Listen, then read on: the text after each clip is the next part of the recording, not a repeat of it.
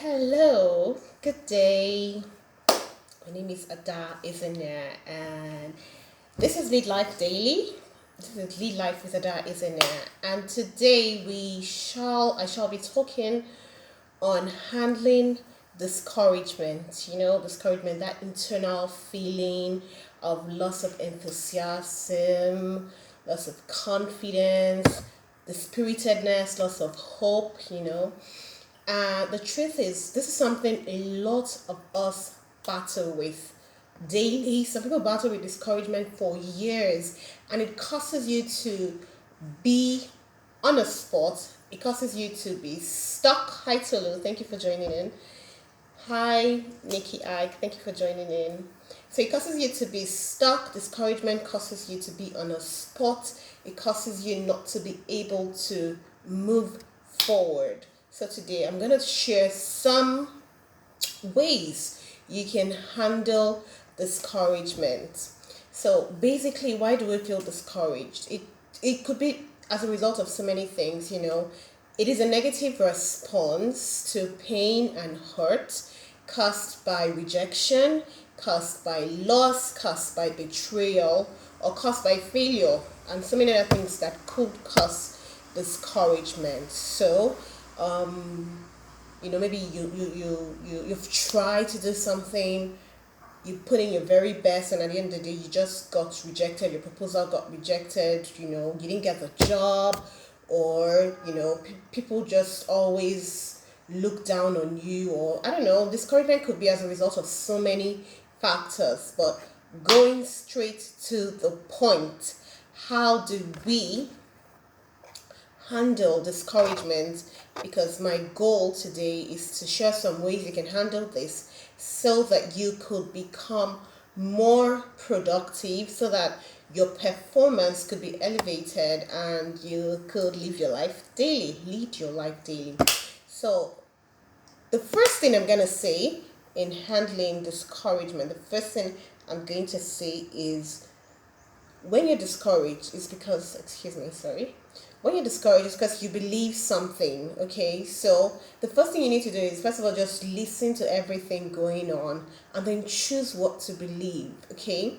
So something tells you, oh, you can't do it, or don't bother doing it. It's loss of enthusiasm as well. It's not even just a negative can't do. It's also a loss of enthusiasm. I'm afraid, Jerry, just stay there. Don't do anything. You have things you want to do. You have, goals you want to attain, but that loss of confidence, loss of enthusiasm, loss of hope, it won't blow. Everybody is doing it. What makes you think I'll be different? So you're very discouraged. So you're thinking a lot of things. So you have to choose what to believe, choosing the right disposition, choosing the right thoughts. So everybody is doing it doesn't mean that I cannot do it.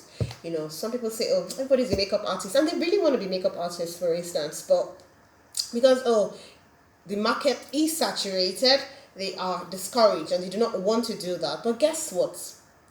There are probably millions of medical doctors in the world, and every year medical doctors still get churned out of medical school. So it doesn't matter if everybody is doing it.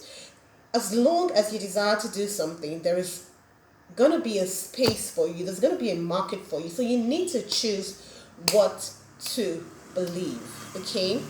Now, after that, the next thing you need to do after choosing what to believe is to seek inspiration.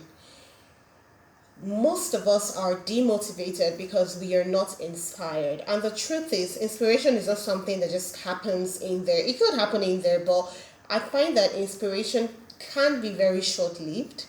So one key is to choose inspiration and keep choosing inspiration. You need to seek inspiration. You need to get yourself inspired often, every day, as often as possible.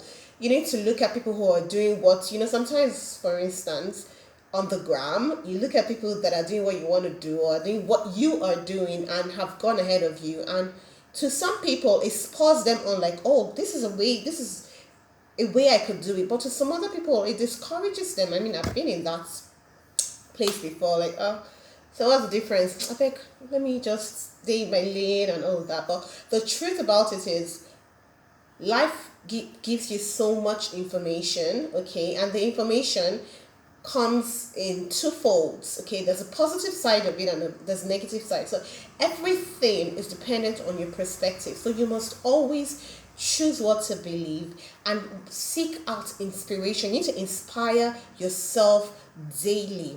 Okay, having said that, another way you can handle discouragement is by learning. So the essence of the inspiration is for you to learn how to do something new, do something in a different way, do something to learn new ways of doing things, learn how to do things better. Okay, so you need to learn. Don't just okay, so I set a goal for myself, like to go daily on Instagram and look at people that are doing what I would like to do and see what I could learn from them or how I could improve myself. So aside from seeking inspiration, you need to learn a skill. If you need a new skill to be better at what you do, then learn a skill. Okay, you need to learn. And the beautiful thing about learning has some power to it that has a way of pushing aside discouragement and encouraging you, because learning activates your brain, activates your mind. It spurs your mind on, and once your mind is active and in motion, let me say in motion, discouragement just goes out the window because your mind is looking for what to do and how to do it. So let me just run down again. The first thing I said is that you need to choose what to believe. You need to be intentional with your thoughts and with what you believe. And then the second thing I said is that you need to seek inspiration. And now I said you need to learn. Commit yourself to learning new things, new ways, better ways of doing stuff. Now my fourth point, which is possibly to me the most remarkable point out of all of it, is do something small concerning that goal in the biggest way. Now you notice I didn't talk about goal setting, because the truth about it is that you're discouraged.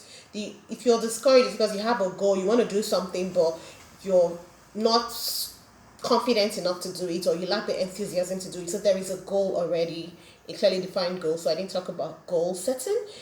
So yeah, you need to do something small concerning that goal, but do it in a big way. Do you understand? Like, take out the pieces one by. I'm a firm believer of starting small, and that small thing, do it the best possible way you can. A lot of times, part of the reasons why you might be discouraged is because you have this big vision, this big dream in your mind, and it's so ambiguous to you. You don't even know where to start from. You don't even know where it's going to end. You don't even know where it's going to. You just have this big picture is greatly undefined in your mind, but you just know what you want to do, but it's not clear. Maybe because you've not set goals, or maybe you set goals and you're discouraged, or you're dispirited. But what is the smallest first thing you can do? Pick it up, okay, and do it in the biggest way possible.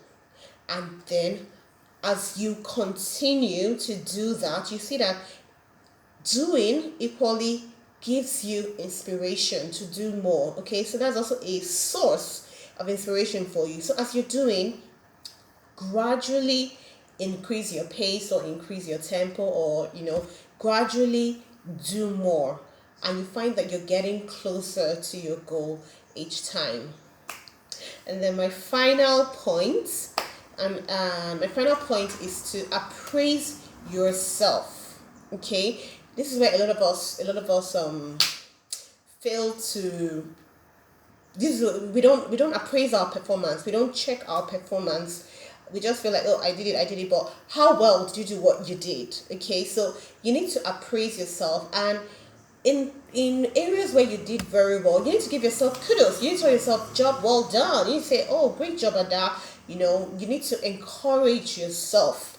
Appraising yourself will encourage you to do better and to do more. So in areas where you're failing or you didn't do so well, appraising yourself will make you see that, oh, I didn't do so well, but I can do better. So in appraising yourself, I have one last key point. You need to appraise yourself positively, even with the negative. So in case in a scenario where, oh, you really didn't do, you were supposed to do something but you failed to do it, or you failed to do it well, tell yourself the truth, like, oh, I really didn't do this thing well, but I'm going to do it better. That way you're not shutting yourself down. You're not, oh, you're stupid, you don't have sense, you're so dumb, I'm so, no. Tell yourself, oh, okay, Ada, I goofed here. I really goofed here. I could have done, and that should spur you to think, oh, I could have done this like this. I could have done this in a better way. I could have done it this way. I shouldn't have done it that way. So appraise yourself positively, even with negative performance. And there you have it. Those are my 5 points or tips, whatever you choose to call it, for dealing with discouragement. So let me just issue a disclaimer. This is not the only way. These are just some ways I've chosen to share with us on how to handle discouragement. So watch out for my next video. Please subscribe to my YouTube link. I remain Ada in there. And thank you for watching Lead Life with Ada in there. Don't forget to lead your life daily.